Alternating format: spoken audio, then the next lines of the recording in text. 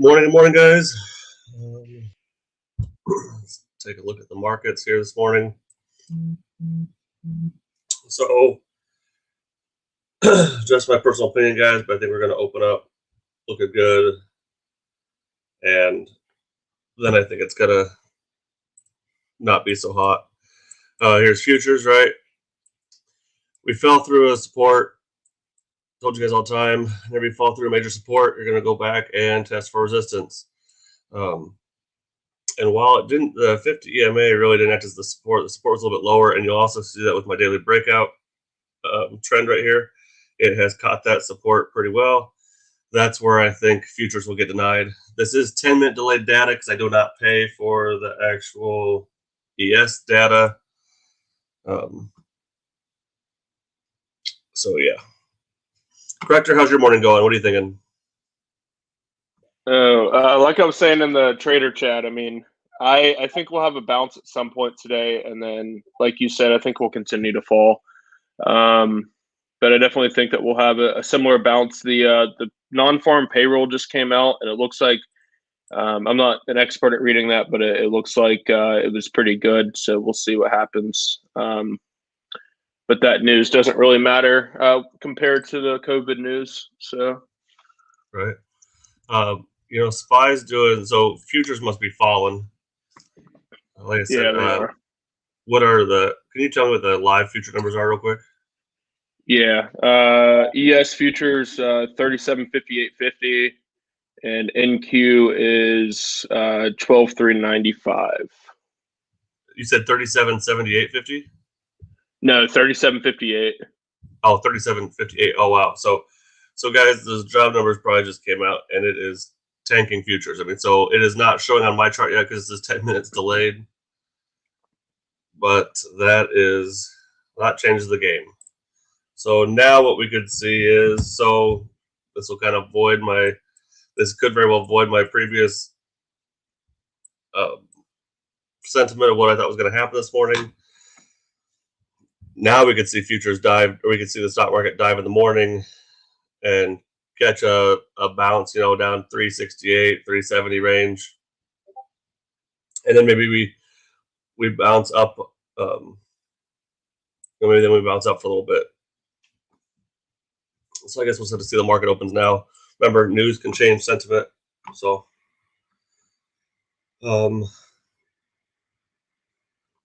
yeah, guys, like I said, just play careful. I mean, they're talking. I was reading all kinds of articles last night about it. I mean, so they need every single Democratic vote in the Senate. That's a concern. Now, they did say that they think they're going to get it. They may even there was even a Republican or two that said they hadn't totally opted out of for sure no on it. But what they need is, if they get zero Republican support like they did in the House, they need every Senate vote, and then Pelosi will be not Pelosi. Harris would be the tiebreaker vote.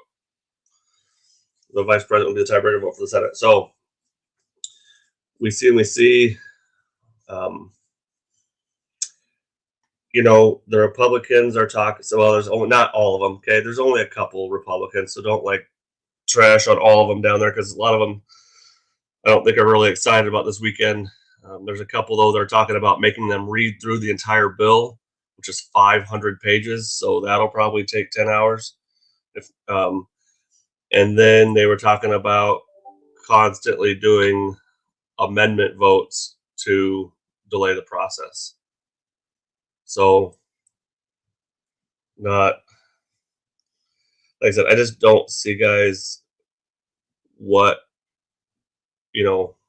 positive things could be happening that would cause us to have a really strong green day today. There's no good news, so don't expect it. And don't just be like, well, we're down so much, it has to have a green day. No, we don't have to have shit. Okay?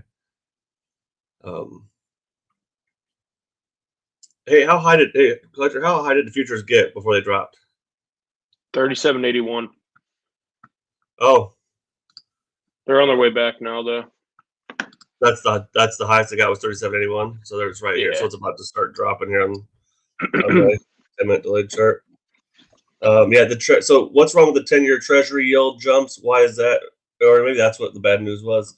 That's So all-time high Treasury yield rates is concern of inflation and that they're going to raise interest rates, and that it will be harder for businesses to recover because it'll be harder to get money, it'll be more expensive, yada yada yada. So it's causing a lot of fear in the market this morning. Okay, so well, the futures must have gotten up a little bit higher because it's at 382 right on my 10-minute delayed chart. Yeah, it was 37.82.50. My bad. Okay. So, yeah. So anyway, guys, do not don't expect anything good. I am going to probably play a SPY put. I would have done it when I thought the SPY was getting up towards resistance. So like I said, it fell through a support. It's going to go back. It usually, 99% of the time, it always goes back and retests. Right? So it was on its way to retest that 379, 380 level. At 379 and change or whatever, I would have probably bought a put for the day at 379 or 380, whatever, and rode that out for the day just to see what happens. You could also buy one in the next week in case they delay the next week. The fear sentiment could continue into Monday. You could always split that position up and take a little bit today and take a little bit Monday and then keep your extra positions, right? That's the goal, right? So you could take a SPY hedge. If the market continues to tank, at least you get some money back. If it rockets on Monday, who gives a shit? We're in everything else. Everything else will go green. So, keep that in mind, guys. Okay, so I guess what happened was we had really good job report, and then the 10-year Treasury yield jumped, which is causing the dumping of the futures. Hot dog, I'm fucking doing good today. So I told you guys on SNPR yesterday, I was buying this. I bought another like 8,000 shares yesterday when it was down between $1.70, $1.90, back up to 270 in pre-market already. Guys, these levels are not going to last. This stock will not go lower than $10. Pre-market's at 1086. I'm not the only one seeing this. Like I said, warrants have no reason to be going up except for speculation, and it is pre-market, so you got to be a little careful there. I have no idea what kind of volume it's getting right now. It's just low volume, so it doesn't really mean shit, to be honest. I could sell some shares, but guys, this can't go any lower because at merger time, they're going to offer you $10 if you don't want to go through, if you don't want to follow it through the merger. So very little risk here. That's all I have this morning. Just like I said, guys, don't expect a great day today. Be realistic. Think simple. That's what you guys. Some of you guys know we follow this Sam guy, or a few of us do. Sam always says, "Think simple." He's right. You don't need to be a rocket scientist to figure out the market is scared, right? But think common sense and think a little bit, right? For what fucking reason? Excuse me. But what reason would you guys think that the market's going to go great today?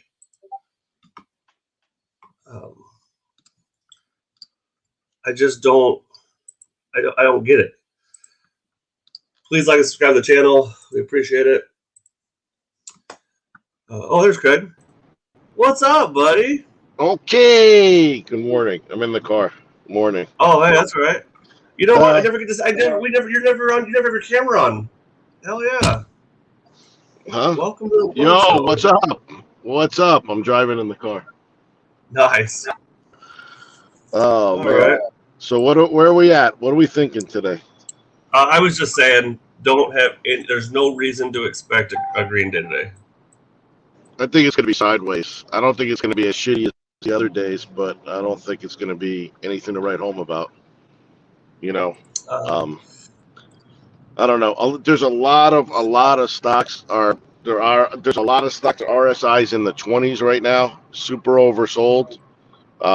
There's going to be a big bounce in the next week or two, but a lot of stuff.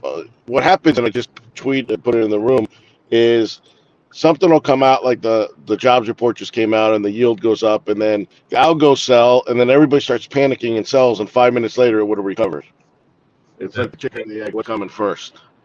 Well, so I sent Craig a thing this morning. It was just talking about, so guys, this is just a simple thing of protecting your account in this type of market. It was the first thing is get off margin immediately, convert to 25 to 50% cash. If you choose to trade, take smaller than normal positions, reduce overexposure in any one industry or group, reduce exposure to high beta stocks, avoid laggard stocks if they look, even if they look cheap. I don't know what a laggard stock is, to be honest. Nail down profits when you have them, be less greedy, tighten up your stop losses, be less forgiving, and sell all stocks that break down in price, especially if they can't rally. Anyway, it was just but it was everything we've been talking about. It was perfect. It really was.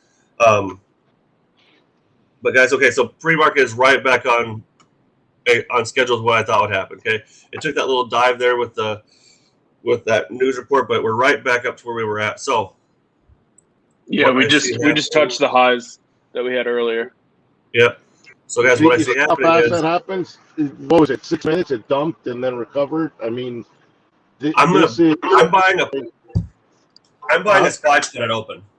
At open, I'm buying a SPY put for today, close to the money, maybe even in the money, maybe like right at maybe a put at 380, 379. What's SPY at right now? What's SPY at right now? We can't. Market's not open. No, what's SPY? What is it at right now? We can't. Sorry. They said buy it right now. 378.62. So you're going to buy a 380 put? Is that what you said? Yeah, right at the money. Or no, not 380 put. I'm so sorry. I'm thinking the wrong way. Call or a put? No, I'm gonna buy a. No, I don't want to call. I think you could buy. I might buy like a 377 put and like a 379 call or something, because if it shoots one way or the other by 5 points, your gains will outweigh your losses for sure. I don't know what's going to happen. You could get paid both ways. It could pop up 4 points and then drop 4 points. Yeah, I really think that. Like I said, guys, I mean, there's a chance. Okay, so a lot of times when it's already touched it once, though, so. You can see my daily breakout studies here, these white lines. It usually only touches those or crosses those once a day. Okay? Once in a period. You can see here what I mean, like it crossed it right here.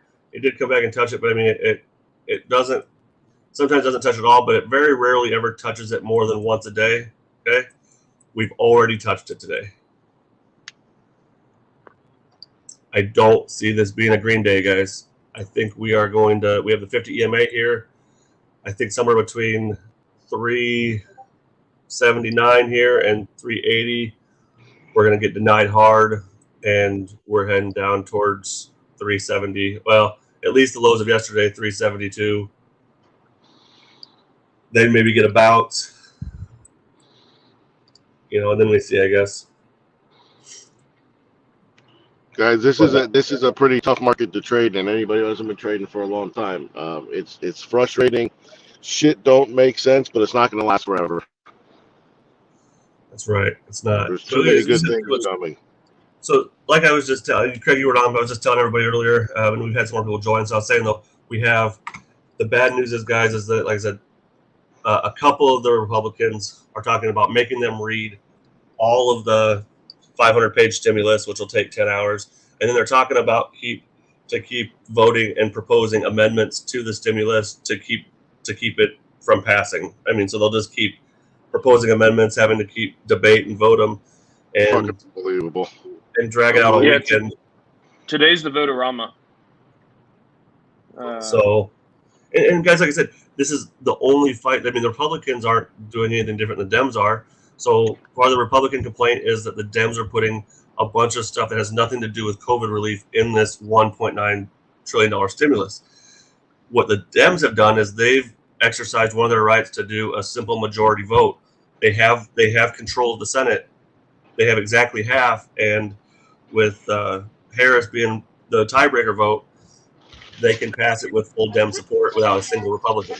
Sorry. So Sorry. this is the only way Republicans can fight them. So that's what a few of them are trying to do. Not saying it's right or wrong. It sucks for us that we have to sit here and go through this bullshit Over and over. But that's what's going on. So I'm going to buy a hedge right open. That's just my personal opinion. Unless it changes before then. Right? We see, but I've told you guys before too, like with trusts and with like the SPX and stuff, when it gaps, especially if it gaps big, these types of indexes tend to want to close that gap. Well, that's what happened on Monday, right? Well, wasn't Monday like 10 points, which was insane, and then we've been bleeding ever since. Yep. Right? Right. Never good for a gap up. But I mean, a gap down is good if you want us to recover, but these huge swings don't last. They get fixed pretty quickly. Yeah. So like here on this gap up, it just took it a day over a day, so it didn't clear that day. It didn't clear until almost a couple days later and fill it. But like I said, I just here was a gap down, and it worked really hard to filled it. I said these types of, and here's one where it gapped down, and it worked all day to fill it. Gap down, filled it. Okay, these indices, these trusts, they just tend to fill gaps. So, like I said, I see this as being down today. Since the gap's right there at 377-ish, I think Craig's probably right. That is where 377, 378 is where I will buy my put today. And then we see.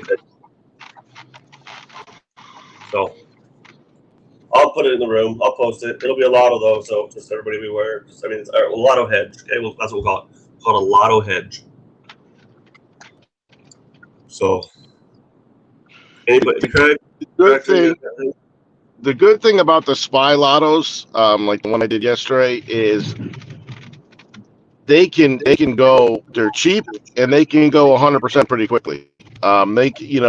Just don't go super heavy. But like if Zach posts, Iceman posts 377, it could be at 100% in 20 minutes, and then as SPY rebounds, it could be negative 50% 10 minutes after that. So you don't do it if you're not going to set your stop loss, which I don't do, or you're going to be watching it. But the SPY puts or calls can pay out really well, but they can reverse very quickly, and they're usually pretty cheap. They're usually very cheap, especially same expiration. Yeah, that's the beautiful thing, right? So these things will be extremely volatile with the price action. We get a couple dollars in the money, we could be, like Craig just said, 500% real quick. I mean, literally, it could happen in minutes, or it could take half a day. I mean, I've seen 30 cents to $3 in 20 minutes on day of expiration, and then back down to 30 cents. So, could be maybe we start doing that on expiration days. We'll post one here and there, but you got to be able to watch it, or your profit can all disappear.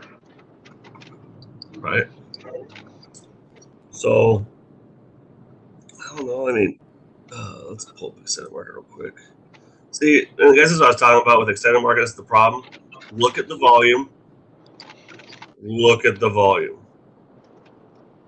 This price movement is based on nothing compared to yesterday. Yeah, SPY doesn't get any volume in pre and after. Right. So they're playing futures. If they do, they're playing ES. Yeah. So, however, there has been a shit ton of volume in ES futures in the last 30 minutes. Okay. And it's a huge green candle too. I just don't pay for U.S. futures because it costs like $150 a month. But maybe I'll start doing it because it would help to be on time. It was only like $4, or I guess I have premium, so it was a $4 subscription to be able to get. Really, I have premium too. Yeah, I added it for $4 a month. ES futures you did? Yeah, all of the futures actually. Hang on. We're just gonna look real quick while everybody's on. We're gonna check this out. Real quick. Accounts and billing. I'm on premium. What are you guys on? You what?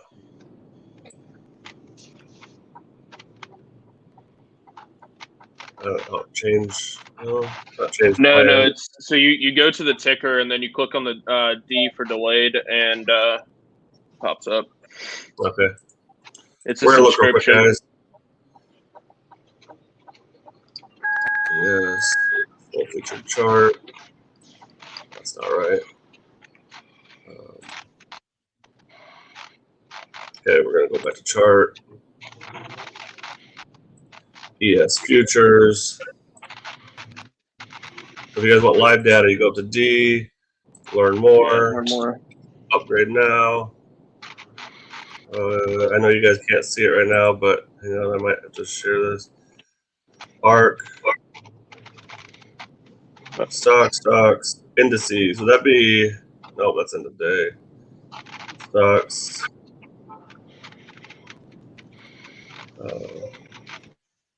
Oh, It's the CEM or CME data. yeah. No. Oh, okay. Well, shit. I was looking at I guess what I was looking at was the ICE futures. Okay. So, all right, I'll have to add that onto my plan then. Easy enough, guys. All right.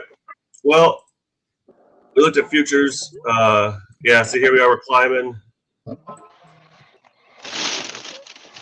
Is We'll that see what white happens here. candle? Is that a high RSI candle? Yep. Yep. So it's light blue. So that means it's over 70. If it turns purple, it's over 80.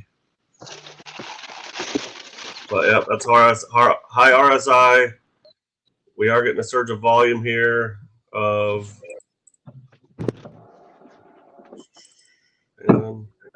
86,000 shares. That's still nothing really. I guess for futures, that's not bad.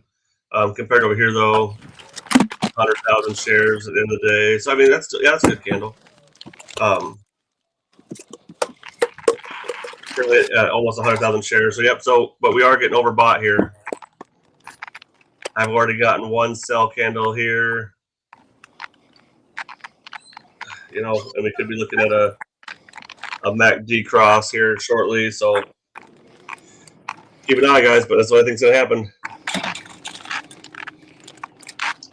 SKP, if you're listening, the volume on futures is 100,000 in the last 15 minutes. Okay, guys. We'll talk to you guys later. Good luck, everybody. See you guys in the room. Yeah, we'll be in the room, okay? I don't think, hang on, let's see if I have any comments here. New to option, small count, no margin, only 2 calls, THCB, SOAC, I could. Yeah, I think you're okay too. I really do. So, all right. Good luck, everybody. See you in the room. Bye.